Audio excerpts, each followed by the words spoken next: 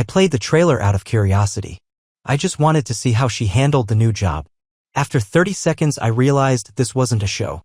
It was a reconstruction of my life. Only in it I was unnecessary.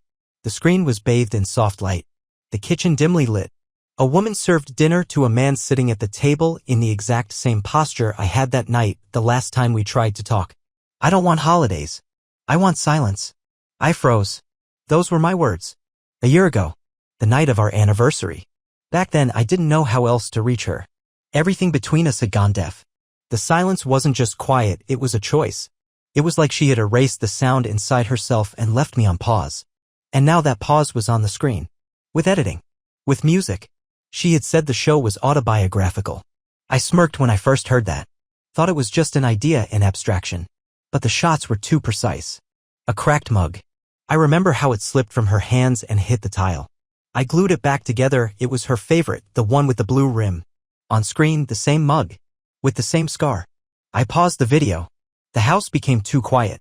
Even the fridge went silent as if it understood what was happening. On screen, her eyes. But not for me. The camera captured what I had missed. The emptiness.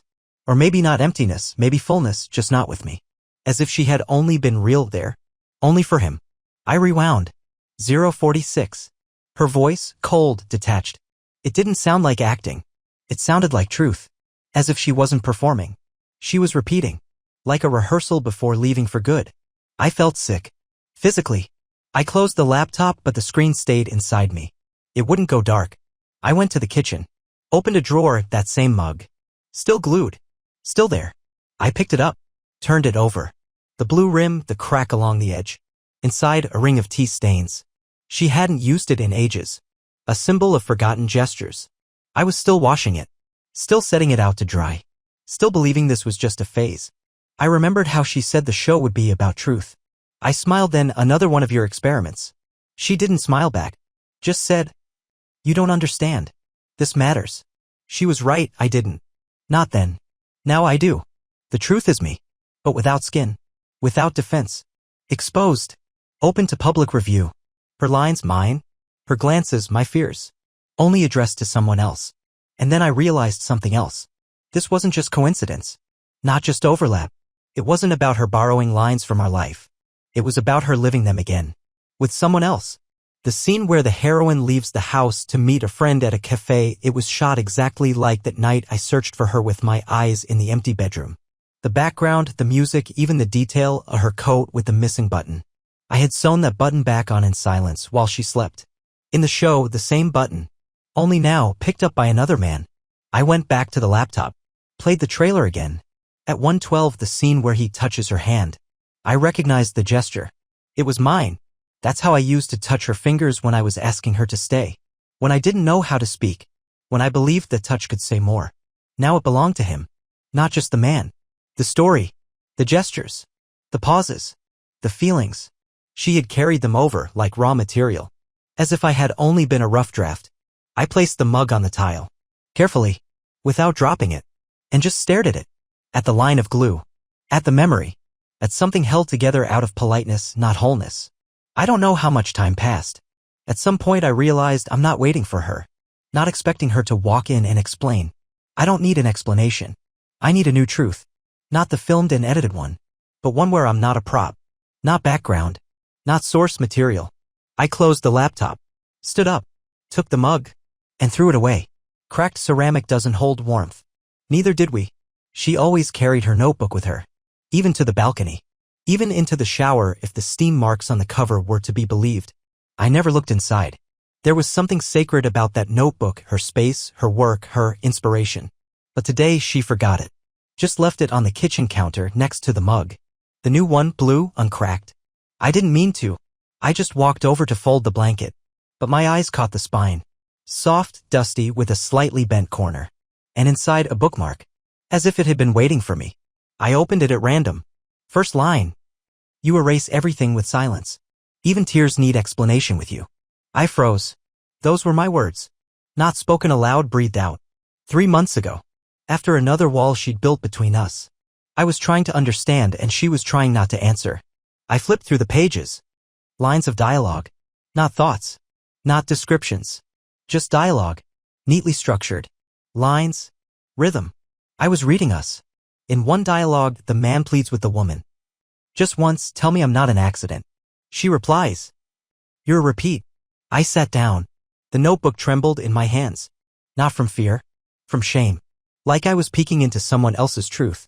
But it wasn't someone else's. It was mine. Notes in the margins. Work in progress. Strong. Keep it. Improv? Check against recording. Recordings. I remembered waking up once at 3 a.m. She was sitting by the window in the glow of a street lamp, writing. I thought something new was being born. Turns out she was documenting the old. Hours. On another page, a list of dates. Next to them, short lines like sketches. March 14th, he broke. Voice cracked. The pause powerful. May 23rd, he didn't realize there'd be no forgiveness. Between the lines, comments. Use later. He didn't notice he was repeating himself. Cut the coffee scene, weak. I was looking for myself in there. But all I found was material. Even her anger tidy. Neat letters, emotions underlined. One page read. He still thinks I'm with him. And in parentheses, improv? Keep? It wasn't a diary. It was a storyboard. A rehearsal for leaving. I closed the notebook. Slowly. As if closing a coffin on the last illusion. She didn't live with me anymore. She lived in the text. I needed to know, where does it end? Is there a final scene where we speak for real? Or do I die off screen? I went upstairs to her studio. The door was open. Notes on the wall. Cue cards. Final scenes. One had a sticky note. Turning point. He starts to suspect. Begins searching for the truth. But too late. My role to suspect. My function to fall behind. I looked around the room. Next to the computer, a cup of tea. Not mine. She drinks jasmine. On the screen, editing software. Timestamp, 1 hour 7 minutes and 42 seconds. The scene where the man leaves. No dialogue. Just his breathing. Shot as if from inside.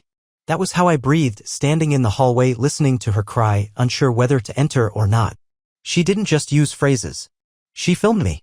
Lived with me so she could recreate it later. Without me. I left. Slowly. Quietly. Like an extra exiting the stage. Downstairs on the table, the same notebook. Open. Last page. Finale, he stays. He doesn't leave. Because he doesn't know how to be without her. Underlined. Below, in pencil, almost hesitantly. What if he leaves? Would that still be truth? I picked up a pen. Beneath the question, I wrote. He leaves. Because he's learned not to be background. And I put a period. She always used to say, don't interrupt, editing is alchemy. She said it with a half smile, eyes slightly closed, like tuning into something internal, almost mystical. I respected that. I left when she asked. Didn't call in the evenings. Didn't ask questions. Tried to be supportive. Or at least, not a distraction. But that day she asked, can you bring me something warm? I'm tired. Her voice was calm, almost detached. But I clung to it. A reason to be near. I stepped into the editing room quietly. Set the cup down. Lemon trembling on the surface. I was already turning to go, hoping to leave before she closed off again. But on the screen I heard. I'm afraid you'll write me before you ever love me. I froze. It wasn't a line from a script I knew. Not a scene she'd ever read to me. But the phrase, it was mine. Or more precisely, the thought. More precisely still, the pain. I remember the night I was alone for the first time. She'd said she was staying at the studio, that she worked better alone. I lay on the couch, staring at the ceiling, and this kept spinning in my head. She's writing me. But doesn't love me. Or maybe there's no need to love once you've written it down. I never said that out loud. Not even to myself. On the screen, the actor, a man who looked like me, only a little younger, more composed, blinked as if holding back tears. His silence was louder than words. I looked at her. She was sitting with headphones on. Focused. No tremble, no trace of anything personal. Just a curt. Keep it. It's honest. I took a step back. As if away from my own shadow. No one noticed. Not the assistant. Not her. As if I wasn't there at all. And suddenly it was obvious. I really wasn't. Not in this scene. Not in that room. Not in her process. I was raw material. A source. A voice she turned into dialogue. A gesture now owned by the actor. I remember trying to explain to her once that pain isn't just emotion, it's a language. That if something alive existed between us, it had to speak, to breathe. But she just silently wrote. Now I knew, not for us to talk. For her to shoot. My fear, her content. My vulnerability, her dramaturgy. I stepped back again toward the door. My foot caught the edge of the light. The assistant looked over but said nothing. I just walked out. The hallway smelled of metal, fresh plastic, and something lemony. Right, the tea. I glanced back. The mug was untouched. The lemon still floated. It trembled in the breeze from the ventilation as if someone had just exhaled nearby. But it wasn't a breath. It was a shadow. I left like I was carrying myself out of there. Not because I decided to. Because I understood. I'd already been used. Everything she needed she had already taken. Silently. Methodically. Like a script. At first, I didn't even notice it. She placed it carefully between the vase and the bookshelf. A black lens aimed where I usually changed clothes. Made the bed. Or just sat in a t-shirt in silence. Just tests. I'm looking for real domestic movement, she'd said. Spoke calmly, lightly inspired. I nodded. Like an actor with no script, told simply to just be. From that day on, I started speaking in whispers. Not out of fear, but because sound no longer felt like mine. I began changing in the bathroom. Closed the door. Silence became my only shelter. I didn't know exactly what she was writing. Was she recording sound? Tracking the timing of my movements? But I knew anything could become a scene. Even a pause. Even a stutter before a word. Even a glance at the floor. She smiled more often than before. Brought me coffee with cinnamon the way I drank it. Left notes, don't forget your vitamin D, water's in the car, back straight. I almost felt important again. But not as a person. As a shape. A behavioral pattern. A shot. One day I was reading in the kitchen. Just sitting there while the rain fell outside, the letters passing through me without leaving a trace. She walked by and said, almost without looking. You're being silent beautifully today. I didn't get it at first. Then I pulled out my phone. Wrote it down. Not to remember. To check later if the line would show up in the next episode. Something clenched inside. Small, like a crumpled piece of paper. A lump in the throat, not from the words but from the knowing. I didn't argue. Didn't ask why the camera was still there. Didn't ask her to turn it off. I just started stepping into the shadows in advance. As if I already knew I'd be cut out anyway. I began practicing invisibility. Walked more softly. Chased away thoughts in silence. Swallowed my words. If I was just a character in her scene, let it be a silent role. I looked at the lens sometimes. In the dark. As if it was the eye I'd grown more accustomed to than her gaze. One night, unable to bear it anymore, I approached. Bent down. The camera was on. A tiny light glowed faint like a child's night light. I whispered. Record this. A pause. Nothing happened. Just the light flickered. And somewhere, behind the screen, she would later decide, keep it or cut it. I knew she'd cut it. She asked me to come by to help move furniture in the studio. There's a heavy box. I can't do it without you. I said. Of course. As always. But an hour before, I stood by the dumpster behind the supermarket.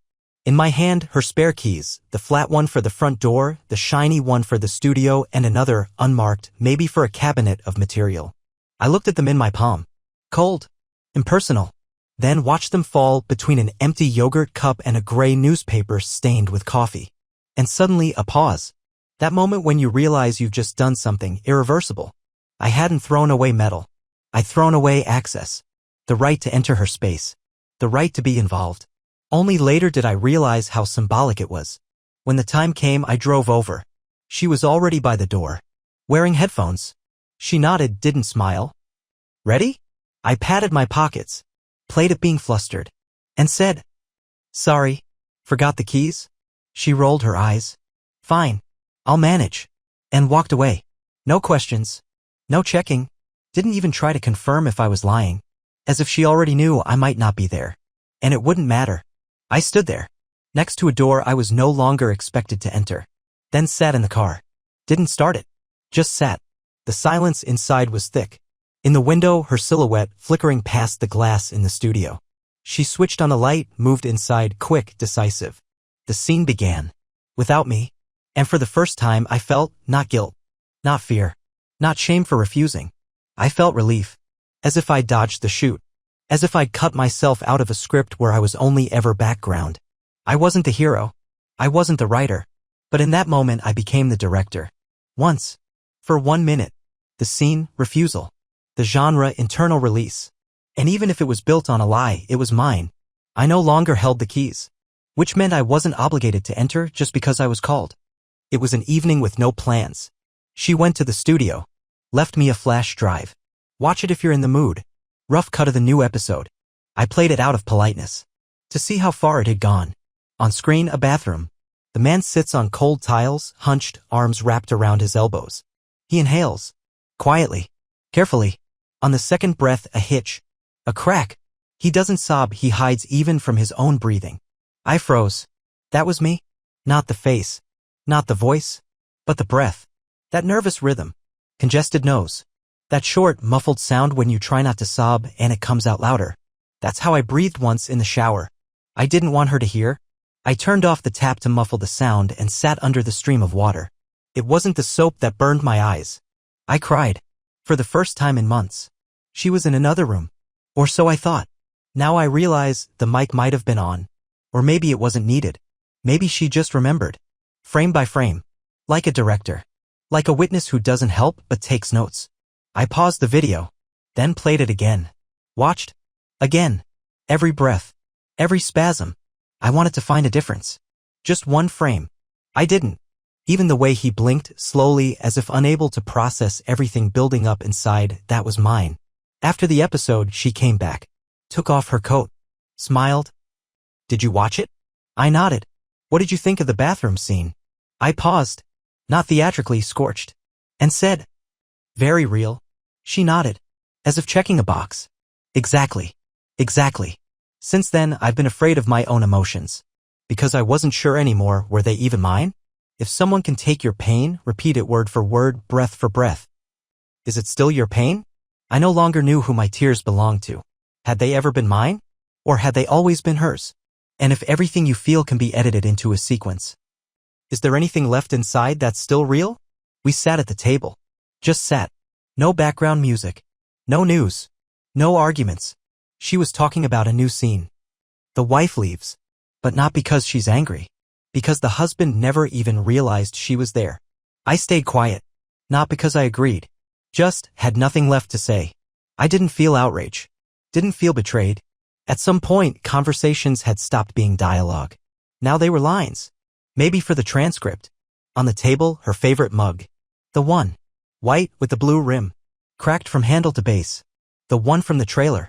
The one the character held while speaking my words. The one I glued. And never threw out. Even when she stopped using it. I took it. Washed it. Poured tea. Just water with lemon. Set it down beside me. Then picked it up. Not abruptly. Not on impulse. I walked to the kitchen. Turned on the tap. Stood over the sink. And let go. The first hit dull. A chip. No drama. I bent down. Picked it up. Dropped it again. Second hit muffled. One side broke off. Third sharp, clean. Porcelain cracked like its side at last. She looked in from the other room. Script in hand. Blanket over her shoulder. What happened? I turned. Slipped out of my hand. She nodded. Went back in. Said nothing else. I looked at the shards. At the remains of the cup I had protected. And suddenly felt something strange. Not joy. Not release. Something whole. It was the first scene she wouldn't be able to reshoot. Wouldn't redub. Wouldn't direct. Wouldn't replace with another actor. Wouldn't include in a trailer. Wouldn't give credits. And that was the beginning of the end. Or maybe its continuation. But at least no retakes. Final episode. Black screen. Then the heroine's face. She looks into the camera. Not at a character. Not at a scene partner. At us. At me. At the void behind the lens. Off-screen, a man's voice. Cold. Familiar, the one she used to call a colleague. Do you still love him? A pause. She smiles. Barely. He thinks I still love him. And that is my greatest role. I hit pause. Too hard, the video's thumbnail cracked. Rewound. Slowly. For a moment in the frame, a clapperboard. A technical slip that made it into the final cut. Date, June 17th. I froze. Opened my phone's gallery. Scrolled to the same day. June 17th. Our anniversary. 12 years. A selfie by candlelight. I'm in a white shirt, slightly unbuttoned, she asked me to. I had made dinner. She left just for a bit, said she needed to stop by the set. No cameras, no retakes. Said she just needed to check the lighting. Came back late. Tired. But with a gift. A pen. Engraved. Everything you say can become a scene. I chuckled. Said, so silence is safer? She replied, sometimes yes. I remembered how we ate in silence. Me tense. Her, light. As if the celebration wasn't here anymore. He was there on that shoot. The one from the same day in that same light when she recorded the finale. The finale where the wife kills the husband. Not literally, but theatrically. Deletes him. Devalues him. Rewrites him. The next morning I went to the studio. Found the editor. Asked. That scene. The bathroom. And the end. Where did the dialogue come from? He shrugged. Improv. She said she just felt it. That was it. No notes. No rehearsals. No need to explain. Just felt it. I walked out of the studio. Sat in the car. Didn't start it. Again. The screen was still in my head. That line nailed there. He thinks I still love him. It wasn't a line. It was a diagnosis. I'm not a character. Not a victim. I'm source code. Raw material. A memory overwritten. And that was her gift. For our anniversary. I didn't throw a scene. Didn't wait for her to come home. Didn't rehearse a speech or look for the right words. I just packed. Silently. Didn't toss a single shirt. Even arranged the books alphabetically like I used to as a child when order felt like control. As if I were going on a work trip. Only for my own life. I didn't look around. Didn't say goodbye to the rooms. Didn't stop at the bedroom door. On her desk, top drawer. Where she kept her drafts. Yellow sticky notes, scribbles, lines on the backs of receipts. That's where I placed the flash drive. Final episode. Timestamp, 48:23. That's where her character looks into the camera. Silent. For 3 seconds. I used to think it was his gaze at her. Now I know it was my gaze repurposed. She took it. Embedded it. Made it part of a story where I was just structural noise. With the flash drive, I left a note. You're right. It's a beautiful scene. Just leave the ending to me. I didn't lock the door. Didn't turn off the lights. Even left the mug on the table empty. Let her fill it. With tea. Or another line. I didn't close anything behind me. Let the room breathe. I stepped into the morning. Cars beeped on their alarms. Birds traded voices overhead. The fog was light like an unfinished scene. I passed the store where I used to pick out her coffee. The bus stop where she once said, I feel calm with you. Past all the places now filled with nothing. And suddenly I understood. I don't want her to feel sorry. Pity is also control. Also editing. I want her to understand. A pause is a line too. Just quieter. Just beyond her script. I saw the clip by accident. Someone forwarded it in a message, no introduction, no context. Just a link. And a caption. Here. A new chapter. Looks like you. I didn't click right away. At first, I just stared at the preview. A kitchen. A lamp over the table. A woman in half profile. Then I played it.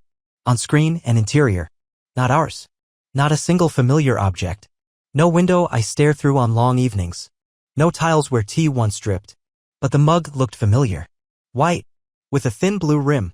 No crack. As if it was all the same, only sterilized. As if someone had reconstructed the memory, deleting the excess. A man enters the frame. Young. Instantly recognizable, an actor. He moves fluidly. Speaks with a confidence I never had.